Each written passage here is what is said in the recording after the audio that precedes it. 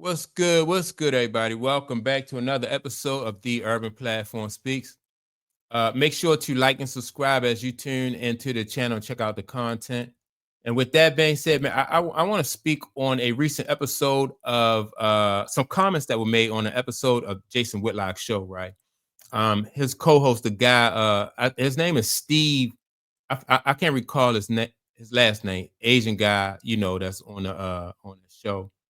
And so I want to speak on it because I think that he made some great points about like how these young ladies are playing, Caitlin Clark, and what he thinks, and what in his opinion, what he thinks that the Indiana Fever should do in order to protect Caitlin Clark, right? And so with that being said, I'm gonna play the audio, then I'm gonna make some comments. All right. You mean exciting or erotic? Anyway, to your question, I think they both make valid points. But of course, McNutt's gonna like brush this aside. But look, there's competition. It's hard. It's not always pretty. Agreed. But to say that Caitlin Clark is not targeted for various reasons is not being honest. It really isn't.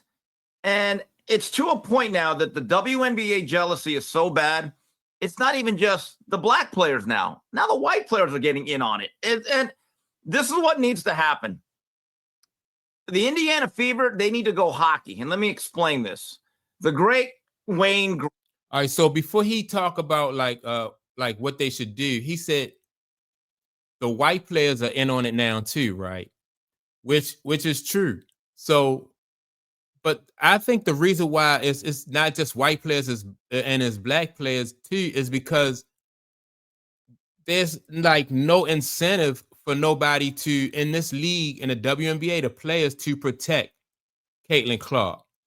And by that I mean, like they say, like a high tides rises all ships, but that's not the case with like Caitlin Clark. Like Caitlin Clark fan base supports Caitlin Clark, and if she's not playing, then then they're not going to watch. So that means that like the rest of the league is not getting the support from Caitlin Clark fan base. It's just Caitlin Clark who's getting that support.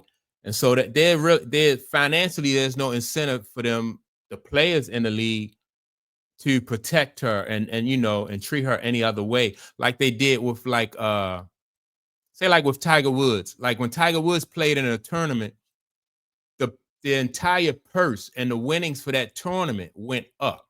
So, you had to kind of like respect Tiger Woods because, like the players who participated in that tournament, they were going to win more money. So you couldn't, they wouldn't say different things. Everybody was politically correct because they benefited from Tiger Woods' presence.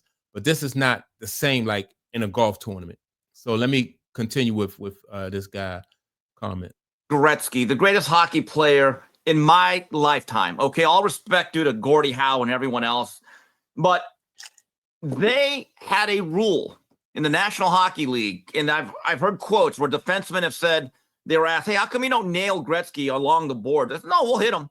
But they say, we'll never take a cheap shot. We'll never take anything unnecessary or anything too far because we understand his importance to the league, and part of our paycheck we owe to him. But also, especially during his days with the Edmonton Oilers, they had a guy by the name of Dave Semenko. This guy was rough. And his basic job was to be the enforcer. Every hockey team that had a superstar had a Dave Semenko, and later on with the Kings was Marty McSorley. So I want to applaud Sophie Cunningham.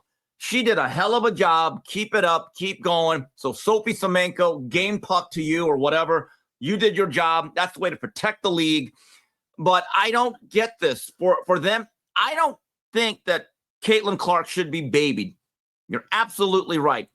But to say that she's just taking regular hard fouls like every other player, come on, Jason. We all have eyes. Come on. Stop this fake neutrality. Don't take me out of context. Don't take me out of context. She's dealing with jealousy, envy, racism, right? All of that. But she's also dealing with what Michael Jordan went through. When you're so much more skilled and get so much more attention than everybody else. And people struggle to deal with you because there is no physical or skill equality. Things are going to turn rough and desperate. And that this is part of. All right. So, all right. I want to go back to what Steve said about the enforcer and Sophie Cunningham, right? Now, but one first things, like, I don't think like women's sports is, especially basketball, like when women get physical like that, like the physicality that Sophie Cunningham, like that foul that she it really wasn't. She grabbed the young lady, she pulled her to the floor. Then the young lady got up and she grabbed the young lady like around the back of her head, right? So no punches was thrown. They just tussled a little bit and shoved each other a little bit. And so that, I don't think that was too serious. But I don't think that really like people want to see the women of the WNBA like really get physical and punches and stuff being thrown like that. So I don't think it's going to get to that point. Then the WNBA, I think they'll have a hard time legislating the fouls out because, like I said, if you take those kind of fouls out of the game, then the game is not going to have that drama, which I think that's the only thing that's part of what's drawing people to the game, to watch the game, is that drama that comes along with people challenging Caitlin Clark challenging them back. So that right there is part of like the WNBA's selling point. And so they're going to allow people to play her physical, so long as they don't do anything like over the top. What Marina Mayberry, she like gave her like a little chest bump. Caitlin Clark kind of flopped a little bit and fell, right? But other than that, I don't see, the WNBA being able to legislate any of that stuff out.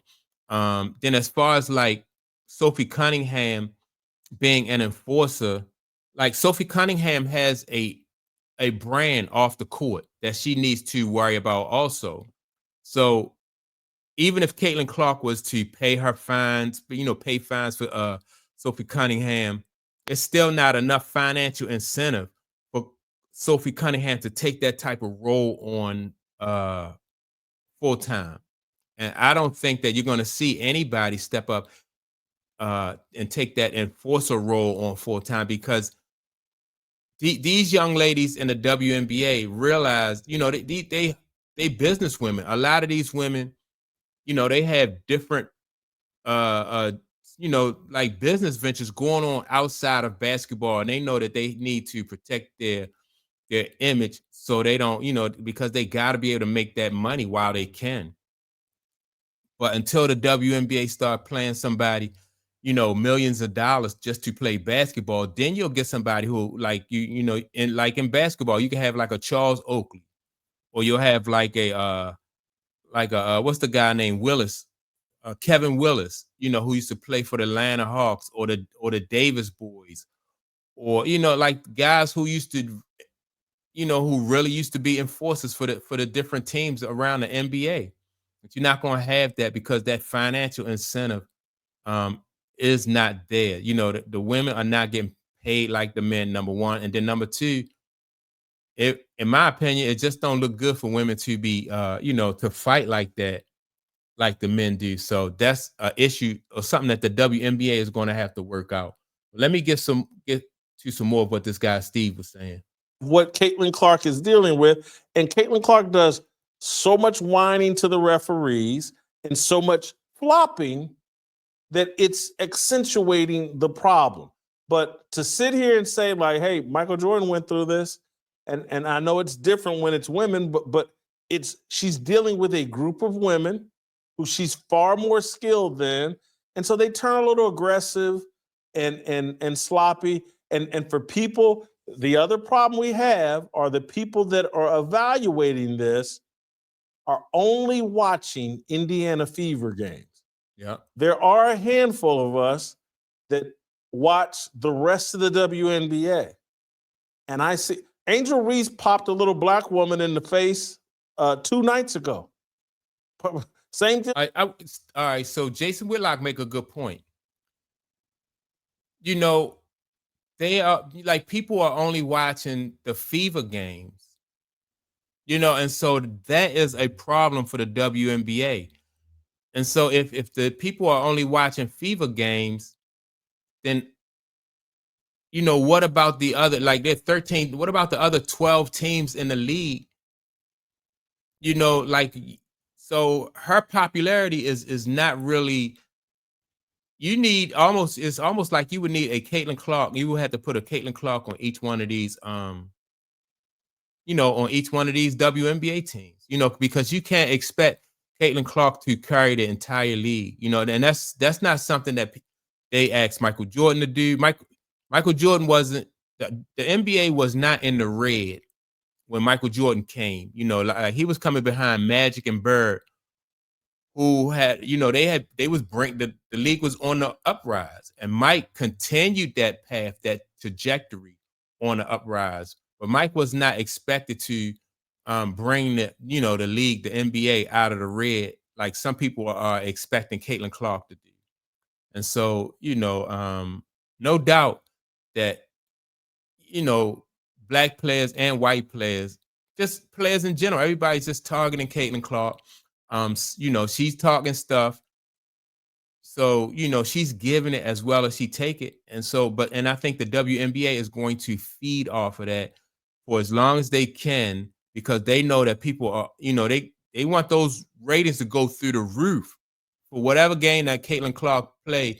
They need those to go to the roof to make up for some of the ratings, the ratings that they're not getting in the other, the other games across the league. So that's my take on it. It's back and forth. Caitlin Clark is a target, but I think all great basketball players, that have played, went through it. Magic, Mike, Bird, Kobe, LeBron, all those guys went through it. And she tough. She taught the talk and she walked the walk. So she'll be all right. That's one thing you don't really have to worry about. But yeah, that's my take on it. Make sure to like and subscribe. Also, don't forget to leave a comment, and I will check you all out in the next episode. Peace.